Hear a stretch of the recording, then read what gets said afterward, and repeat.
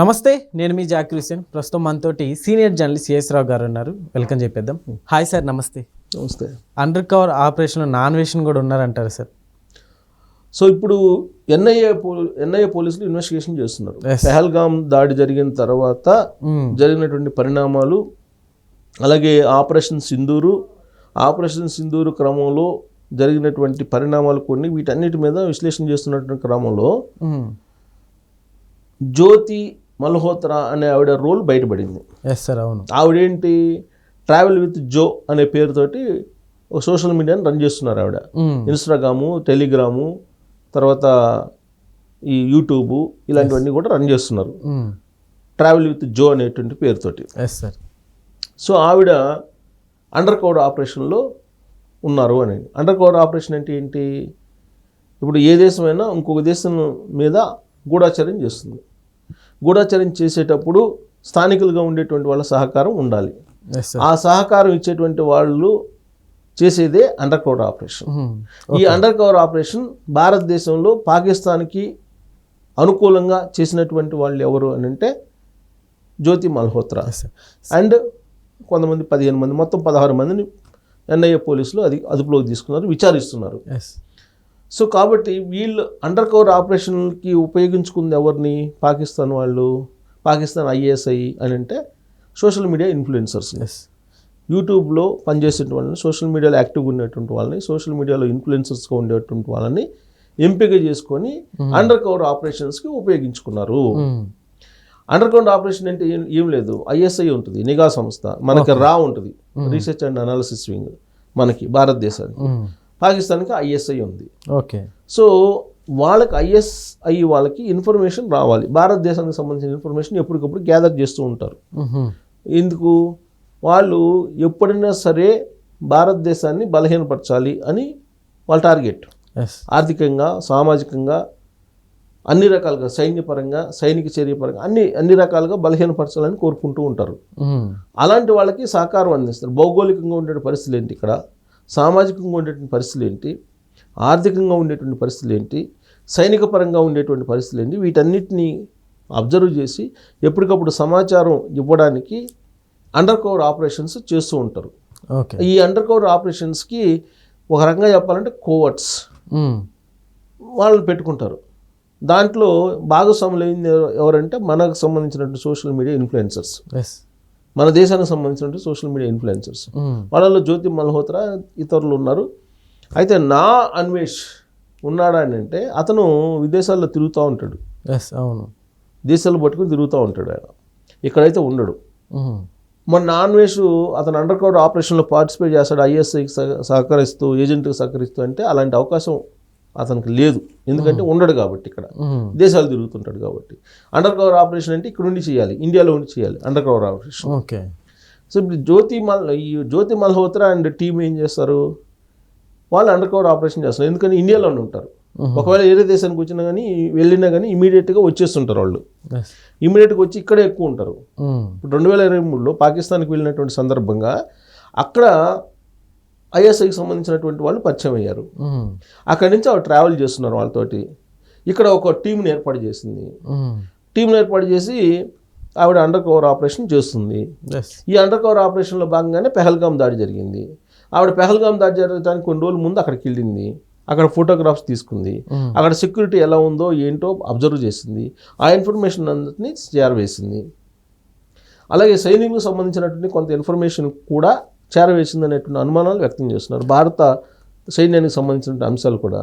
ఆవిడ ఎక్కువగా కాశ్మీర్లోనే ఎక్కువగా మొత్తం ఈ ఆపరేషన్ అంతా చేసిందని చెప్పి తెలుస్తుంది.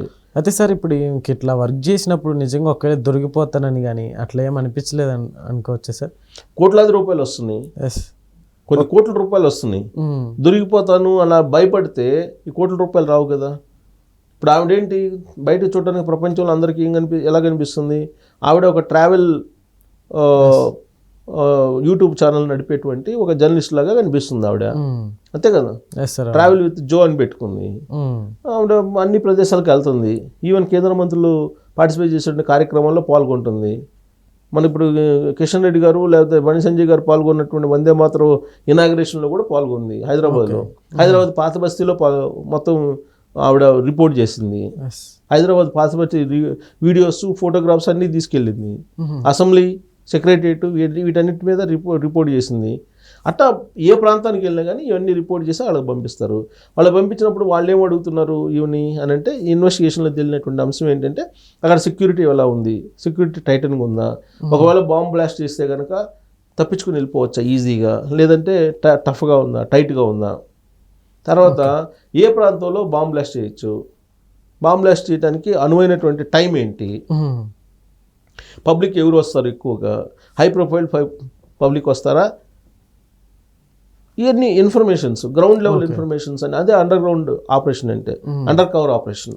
సో ఇదంతా గ్రౌండ్ లెవెల్ ఇన్ఫర్మేషన్ అంతా వాళ్ళకి చేరవేసినప్పుడు వాళ్ళు దాన్ని టార్గెట్ చేసుకుంటారు. ఇప్పుడు పెహల్గామ్ దాడి జరగడానికి ముందు ఈవిడ మొత్తం ఇన్ఫర్మేషన్ ఇచ్చింది వాళ్ళకి. ఎన్ఐఏ పోలీసులు ఇన్వెస్టిగేషన్లో తేలింది అది. సో ఆ ఫోటోగ్రాఫ్స్, అక్కడ ఉన్న సెక్యూరిటీ పరిస్థితులు అవన్నీ ఆడ చేరవేసింది. ప్లస్ ఈవిడేంటి, పాకిస్తాన్ హైకమిషన్కి సంబంధించినటువంటి వాళ్ళతో టచ్లో ఉన్నారు, ఐఎస్ఐ ఏజెంట్లతో డైరెక్ట్ టచ్లో ఉంది. ఈవిడ మొబైల్ ఫోన్స్ కూడా స్నాప్ దాంట్లో వాడుతుందంట, అలాగే ఫేస్ టైమ్ ఇలాంటివన్నీ కూడా, ఎక్కడ అనుమానం రాకుండా. సార్ అయితే ఇప్పుడు ఈవిడ దేశ ద్రోహం చేసిందని చెప్పుకోవాలి సార్. అయితే ఇప్పుడు ఇంక శిక్షలు ఎలాంటివి పడచ్చు అంటే ఏం చెప్తారు సార్? తీవ్రమైన శిక్షలు ఉంటాయి. ఈ జన్మలో ఇంకా బయటకు వచ్చే పరిస్థితి ఉండదు, బయటకు వచ్చే జన్మలో ఉండదు బయటకు వచ్చే పరిస్థితి. అంత తీవ్రంగా ఉంటాయి కేసులు. దేశద్రోహం, దేశానికి సంబంధించినటువంటి నష్టం చేస్తే అసలు క్షమించాల్సిన అవసరం ఏముంది, అసలు ఉరిదీసినా ఆశ్చర్యపోవసలా. సో అలాంటి శిక్షలు కూడా పడే అవకాశం ఉంది.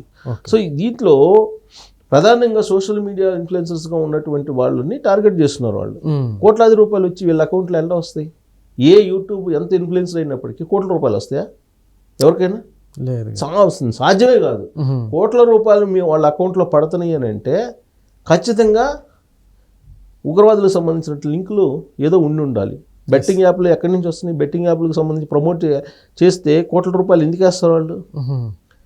ఇప్పుడు బెట్టింగ్ యాప్లకు సంబంధించి అనేక మంది ఇప్పుడు కోట్లు సంపాదించారు.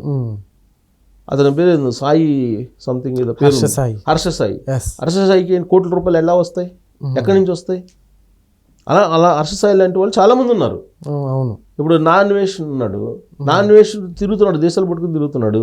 మరి అది డబ్బులు ఎక్కడి నుంచి వస్తున్నాయి? ఫ్లైట్ ఛార్జీలకు కానీ వీటన్నిటికీ, అక్కడ స్టే చేయటానికి కానీ, లేదంటే అక్కడ ఉండటానికి కానీ, లేదంటే ఖర్చులకు కానీ, అక్కడ అన్ని రకాలుగా డబ్బులు కావాలి కదా, ఎక్కడి నుంచి వస్తాయి? సరే అతను యూట్యూబ్ ఛానల్ ఉంది అనుకున్నా, ఎంత వస్తాయి యూట్యూబ్ ఛానల్లో? కోట్లు వస్తాయా, లేదా లక్షలు వస్తాయా? లక్షలు వస్తాయి అనుకుందాం నెలకి, కోట్లు అయితే రావు కదా. మరి ఇతను ఉగ్రవాదులకు సంబంధించినటువంటి దాడులు జరుగుతాయి అని చెప్పి నేను ముందే చేశానని చెప్పి ఒక వీడియో చేశాడు కదా. అవును. ఉగ్రవాదులకు సంబంధించి డబ్బులు ఎక్కడికి వెళ్తున్నాయి, ఎవరెవరికి వెళ్తున్నాయి అనేది కూడా అతను చెప్పాడు కదా. అంటే అతను తీసుకోకపోయినా అతని టీంలో వాళ్ళు తీసుకుంటే తెలిసే కదా అతను చెప్పింది. ఇంటర్నేషనల్గా ఉండేటువంటి ఇన్ఫ్లుయెన్సర్స్ టీం ఒకటి ఉంటుంది, నేషనల్ గ్రూప్ ఒకటి ఉంటుంది, లోకల్ గ్రూప్ ఒకటి ఉంటుంది. ఇప్పుడు మనకున్నాము యూట్యూబ్ న్యూస్కి సంబంధించినటువంటి వాళ్ళకి సంబంధించి గ్రూపులు చాలా ఉంటాయి. ఆ గ్రూపుల్లో వీళ్ళందరూ షేర్ చేసుకుంటుంటారు లింక్స్, ప్రత్యక్షంగా కానీ పరోక్షంగా కానీ ఈ అన్వేషికి ఈ మొత్తం విషయాలు తెలిసి ఉండే అవకాశాలు ఉంటాయి. లేదంటే కోట్ల రూపాయలు వాళ్ళు కట్టొస్తుంది అని చెప్పేసి ఈయన క్వశ్చన్ చేసి అడిగాడు. సో కాబట్టి వీళ్ళు అండర్ కవర్ ఆపరేషన్లో పార్టిసిపేట్ చేసి ఎవరైతే చేశారో వాళ్ళని అయితే క్షమించకూడదు. అండర్ కవర్ ఆపరేషన్లో పార్టిసిపేట్ చేసి వాళ్ళకి సహకరిస్తుంటే, అమెరికా గూఢచర్యానికి పాల్పడుతుంటే వీళ్ళు ఇండియాలో అవసరం వీళ్ళు లేదు. సో కాబట్టి వీళ్ళ అకౌంట్స్ని ఫస్ట్ సీజ్ చేయాలి. అకౌంట్స్ని సీజ్ చేసి అకౌంట్స్లో ట్రాన్సాక్షన్స్ ఎవరెవరు జరిగినాయి, ఎంతమంది జరిగినాయి, ఎప్పుడెప్పుడు జరిగినాయి, ఇవన్నీ ఇన్వెస్టిగేషన్లో కనుక వస్తే ఈ అండర్ కవర్ ఆపరేషన్ ఎవరు చేశారనేది బయటకు వచ్చే అవకాశం. దాంట్లో ఇతను అన్వేషణ ఉన్నాడా లేదా అనేది కూడా తెలియాలి. Okay sir, thank you.